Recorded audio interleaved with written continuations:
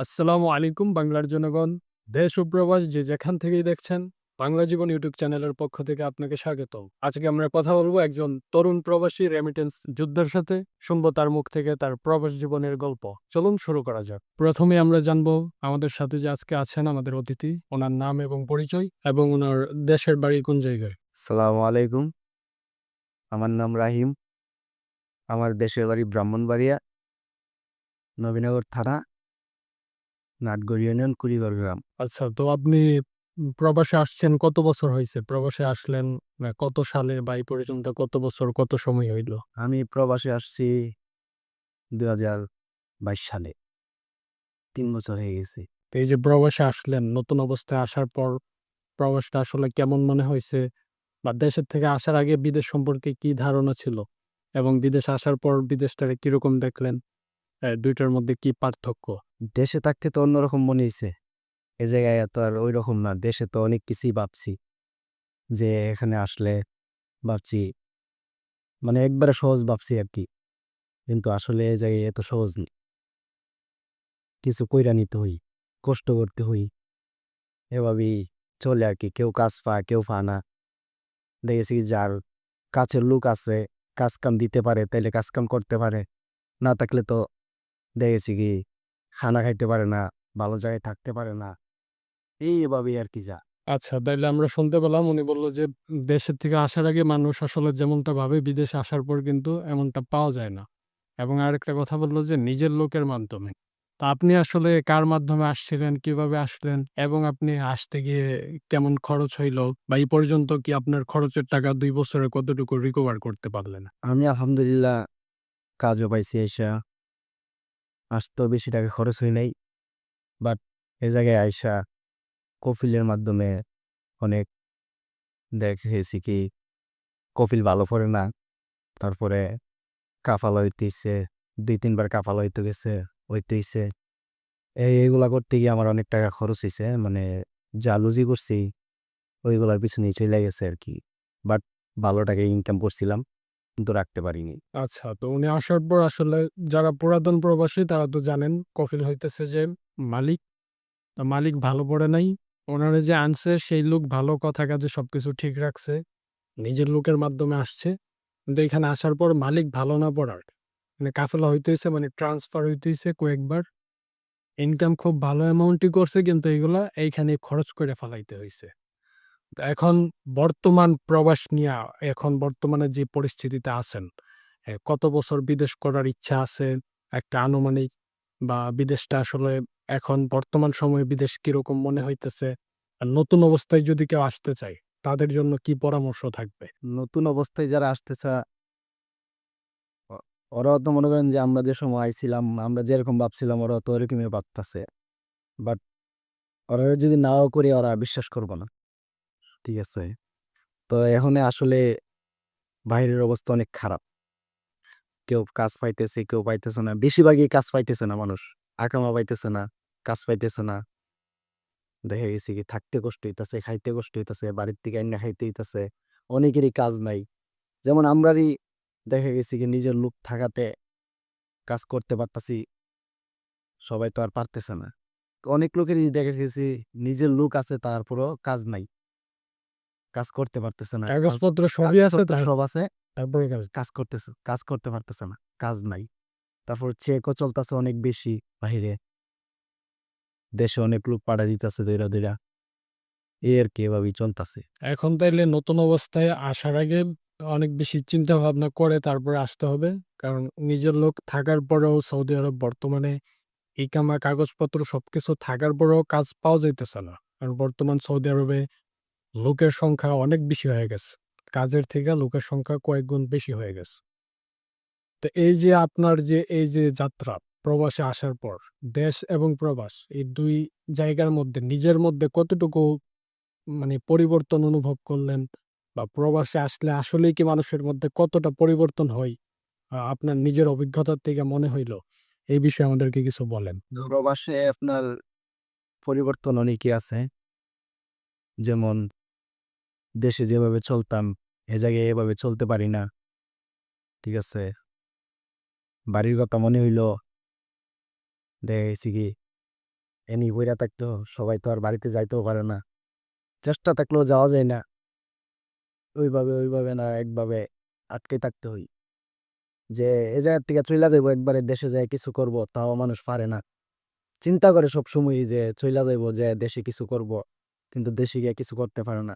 কি আবার বাবা অনেকে আছে দেশে থাকতে কোনো কাজ করতো না, বিদেশে আসে। বিদেশে এরপরে কাজ করব চিন্তা ভাবনা করে, কিন্তু বিদেশে কান্নাকাটি করে। তখন মনে করছিল যে দেশই অনেক ভালো ছিল। বাট আয়া পড়লে তারপরে মনে করেন যে দেশে যায় আর কিছু করা যায় না। তখন আবার বিদেশি টানে মানুষের। একবার বড় রাখলে পিছনে যাও। পিছনে বিদেশি টানে মানুষের। তো মনে করেন যে এখন বিদেশের অবস্থা অনেকই খারাপ, অনেক খারাপ। কাজ-কাম অনেক কষ্ট মানুষের।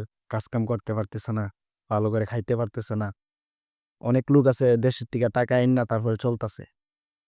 হ্যাঁ, আবার অনেকে আছে নিজে ধরা দিয়া যাইতাছে গা, আকামা আছে, কাজ নাই। বাড়ির থেকে টাকা আইন্না খাওয়া লাগে। তো বিদেশ করাচ্ছে না করা ভালো। এ কারণে অনেকেই দেশে চইলা যাইতাছে। এই আরকি। অনেকেই দেশে চলে যাইতেছে। এখন বর্তমান সময়ে সৌদি আরব থেকে কি এমনিতে পুলিশ এরা কোন ধরনের লোকেদেরকে পাঠাইতেছে? কাগজের হয়তো কয়েকটা ক্যাটেগরি আছে যে অনেকের ইকামা থাকে, অনেকের এক্সপায়ার থাকে, অনেকের হরুপ থাকে। আপনি কেমন দেখলেন? এই পর্যন্ত কেমন লোক পাঠাইছে? কোন লোকেরা আসলে দেশে পাঠাই দিতেছে? বর্তমানে তো আপনার যা পাইতাছে তাই পাঠাইতাছে। আকামার খুরুপ থাকলেও পাঠাইতাছে, খুরুপ না থাকলেও পাঠাইতাছে। দেখা গেছে আকামার ডেট নাই, দেশে পাঠাই দিতেছে। আবার অনেকের আছে আকামাও আছে, তারপরেও নিয়ে হয়রানি করে। ঘন্টা ২ ঘন্টা সারাদিন ঘুরায়া মন চাইলে ছাইড়া দেয়, আবার রাইখাও দেয়। বা বিশেষ কফি কইরা কফিল যাইলে দেখা গেছে কি আকামা থাকলে কফিল যাইলে ছাইড়া দেয়। তারপর আপনার আগে তো ছিল আকামা হুরুপ মারা থাকলে দেশে পাঠাই দিছে। এখন তো আর এটা নাই। এখন আকামার ডেট না থাকলেও দেশে পাঠাই দিতেছে লোক। প্রবাসে আইসা এমন কি আপনার কোনো একটা গল্প, কোনো একটা সময় বা কোনো একটা পরিস্থিতি গেছে আসলে মানে এই প্রবাস জীবনের এই সময়টার মধ্যে সবথেকে কষ্ট মনে হইছে বা সবথেকে দুঃখ লাগছে যে ব্যাপারটা? এরকম একটা ব্যাপার দর্শকদের সাথে যদি শেয়ার করেন। এখানে বলতে কষ্ট বলতে আমার কোনো কষ্ট নাই। একটাই কষ্ট, মানে আমি কয়েকবার হয়রানি হইছি কফিলের দ্বারাতে। আচ্ছা। অনেকবারই হয়রানি হইছি। দেখা গেছি অনেক কফিলে আমার টাকাও মাইরা দিছে। অনেক কিছু মানে অনেক জুলুম করছে। দেখা গেছে আকামা বানাইতে ৳৭৫০ লাগে। ওই জায়গায় ৳৪,০০০ নিছে। নিয়ে এসে আবার মনে করেন যে কইছে যে আমার মহাশাসা নষ্ট হয়ে গেছে গা, তুই অন্য জায়গায় কাফাল হইয়া যাইগা। তখন তো আমার আবার কাফাল হইতে হইছে। অনেক টাকা খরচ হইছে। মানে এই বিষয়গুলোই আমার কাছে কষ্ট মনে হইছে আরকি। এছাড়া আমার কোনো কষ্ট মনে হইছে না। প্রবাসে আসার পিছনে প্রত্যেকটা মানুষের আলাদা কারণ থাকে, আলাদা রিজন থাকে। কেউ হয়তো নিজের আগ্রহে আসে, কেউ পারিবারিক চাপে আসে, আবার কেউ মনের শখেও বিদেশ আসে। না আপনার বিদেশ আসার কি কারণ ছিল এবং এই যে বিদেশ আসার যে ধাপগুলা, এগুলা আসলে কিভাবে হইছিল? কি ধাপগুলা যদি একটু বিস্তারিত বলেন? বিদেশ আসার কারণ মানে যারার সাথে চলাফেরা করতাম ওরা সবাই দেখছি যে একে বিদেশ আইসা পড়ছে। তো সবাই দেখতাছি যে বিদেশ আইসা পড়ছে। তো দেশে আর ভাল লাগে না। তো নিজের মনও চাইলো যে আমিও বিদেশ যামু। ঠিক আছে? তো নিজের ইচ্ছাই ফ্যামিলিরে চাপ দিছি বিদেশ পাঠানোর জন্য। তারপরে বিদেশ আইছি। যাক আলহামদুলিল্লাহ বিদেশ আইছি অনেক ভালোই ছিলাম। ঠিক আছে? এখনো আলহামদুলিল্লাহ অনেক ভালো আছি। যাক উনি আসলে নিজের মনের আগ্রহে বা নিজের মনের শখেই বিদেশে আসছেন এবং উনি বলছেন যে উনি ভালোই আছেন আলহামদুলিল্লাহ। মাঝখানে মালিকের দ্বারা কিছু হয়রানি হয়েছে। এখন বর্তমান যে পরিস্থিতি আপনি যা কিছু পর্যবেক্ষণ করলেন, এখন বর্তমান ২০২৫ সালের বর্তমান সময়ে যদি কেউ সৌদি আরব আসতে চায়, তার আসলে কিভাবে ভিসা নেওয়া উচিত? কার কাছ থেকে ভিসা নেওয়া উচিত? এবং আপনি যে কয়টা ভিসা সম্পর্কে আপনার ধারণা আছে, কোন ভিসাটা আসলে ভালো হবে বর্তমান প্রেক্ষাপটে বা কারো কি কোনো কাজ শিখে আসা উচিত কিনা? কি কাজ শিখে আসলে বর্তমানে সৌদি আরব ভালো সুযোগ সুবিধা রয়েছে? এগুলার সম্পর্কে আমার আসলে ধারণা নাই। কিন্তু কাজ শিখা থাকলে ভালো। যেকোনো একটা কাজ শিখা থাকলে ভালো। দেখা গেছে কি একটা কাজ জানা আছে, ওই জায়গায় লোক লাগতাছে, তখন কাজ শিখা থাকলে নিতে পারে। কাজ জানা না থাকলে তো আর নিব না। তার জন্য যেকোনো কাজই শিখা থাকা ভালো। শিখ শিখলে কাজে লাগবে। যেমন নিজের দেখা কি কাজের চাহিদা আছে ২ টা ৩ টা কাজ এরকম নিজের চোখে দেখা হইছে? আমার ঐরকম ধারণা নাই। আচ্ছা, ভিসা নিতে গেলে মানে কেমন লোকের কাছ থেকে নেওয়া উচিত? এগুলো মনে করেন যে মানে কাউরই বিশ্বাস করার মতো নাই এখন এসব ব্যাপারে। আচ্ছা। আত্মীয়স্বজন কন, দালাল কন। আত্মীয়স্বজন ভালো কিছুই চা, কিন্তু বিদেশ হইছে কপাল। মানে আত্মীয়স্বজন বালা কিছুই চা, চাইলে কি হইব? হেরাও পরিস্থিতি শিকার। আইনা দেখা গেছে কি সৌদির কাছ থেকে আকামা নিয়ে দিতে পারে না। তখন কালারিং হই। ঠিক এই আছে? দেশের মালিক যদি ঝামেলা করে তখন আত্মীয়র হাতে করার মতো কিছু থাকে না। কিছু থাকে না। ঠিক আছে? আবার অনেকের আছে আত্মীয়স্বজন চাইলে পারে, কিন্তু করে না। এই আরকি। এগুলা সম্পর্কে আমার এতটা ধারণা নাই। তো আপনার এই কত বছর বিদেশ করার ইচ্ছা আছে? মানে একটা ইচ্ছা আছে না যে হয়তো ২০ বছর, ৩০ বছর কিংবা হয়তো যত, যত বছর সুস্থ স্বাভাবিক থাকি সারা জীবন বিদেশী করব। আগামীর পরিকল্পনা আসলে কি? বা ভবিষ্যতে দেশে গিয়ে কি কিছু করার ইচ্ছা আছে কিনা? পরিকল্পনা এখনো করি নাই। হাতে টাকা-পয়সা হোক, তারপরে কোনো একটা পরিকল্পনা করমু। যে বিদেশী করমু না দেশে যেয়ে কিছু করমু। এখন এটা নিয়ে ভাবতেছি না। আপাতত বিদেশ চলতেছে। আপাতত বিদেশী চলতেছে। এটা নিয়ে এখনো ভাবতেছি না কিছু। তো আপনার দেখা এরকম আপনি দেখছেন বিদেশ আসার পর মানুষ কাজের জন্য কিভাবে স্ট্রাগল করা লাগে? বা আপনার নিজের চোখে দেখছেন কাজ না পেলে মানুষের কি, কি ফেস করা লাগে, কি, কি স্ট্রাগল করা লাগে? এই বিষয়ে যদি একটু বিস্তারিত বলেন, তাইলে নতুন যারা আসতে চাচ্ছে তাদের জন্য একটা এক্সপেরিয়েন্স হবে। অনেকেই আছে দেখে গেছি কাজ ফানা নতুন আইছে, কাজ নাই। খাইতে কষ্ট, ঘুমাইতে কষ্ট, হ্যাঁ? তারপরে ফ্যামিলির জন্য চিন্তা করা লাগে।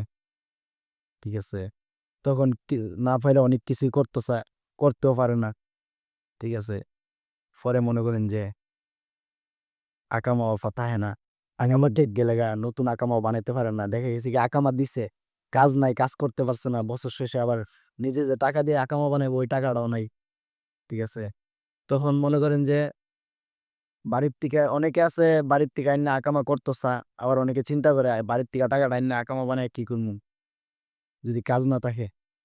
ওই চিন্তা করে আবার অনেকে চইলাও যায় দেশে। আচ্ছা, আজকে আসলে সময় খুবই কম এবং উনার আসলে এখন ঘুমের সময়। তো আমরা আপনাদের সকলের জন্য উনারে ঘুমের সময় ধইরা বাইন্ধাই আজকের ভিডিওতে যতটুকু তথ্য দেওয়ার চেষ্টা করলাম। তো আপনি আসলে দর্শকদের উদ্দেশ্যে শেষ যদি কিছু বলতে চান এবং শেষ কথা কিছু বইলা অভিজ্ঞতা অনুযায়ী বইলা দর্শকদেরকে একটা শেষ কইরা দেন আজকের ভিডিওটা। দর্শকদেরকে কি বলার আছে? মানে ওরা তো অনেকেই ভাবে বিদেশ আসলে অনেক সুখ। হ্যাঁ? এখন কিছু বলতে গেলে অনেকেই চিন্তা করে যে বিদেশ ওরা ভালো আছে, আমরাও ভালো থাকমু। ঠিক আছে? কিন্তু আইসা তো ঐরকম হয় না। সবার কপাল তো আর এক না। ঠিক না? অনেকে কাজ পাইতেছে, অনেকে পাইতেছে না। ঠিক আছে? তো সবাই একটু বিদেশ সবাই আসার দরকার। টাকা-পয়সা কামানোর জন্য সবাই আসে, চেষ্টা করে ভালো কিছু করার জন্য। কিন্তু সবার কপালে তো আর ঐরকম কিছু নাই। অনেকের হইতেছে, অনেকের হইতেছে না। ঠিক আছে? তো সবাই একটু যাচাই-বাছাই করে আসবেন। হ্যাঁ, ভালো জায়গায় চেষ্টা করবেন আসার জন্য। নিজের মাধ্যমে আসার জন্য চেষ্টা করবেন। যাচাই-বাছাই কইরা নিবেন। এই আরকি। আর কিছু বলার নাই। তো সবাই ভালো থাকবেন। আসসালামু আলাইকুম।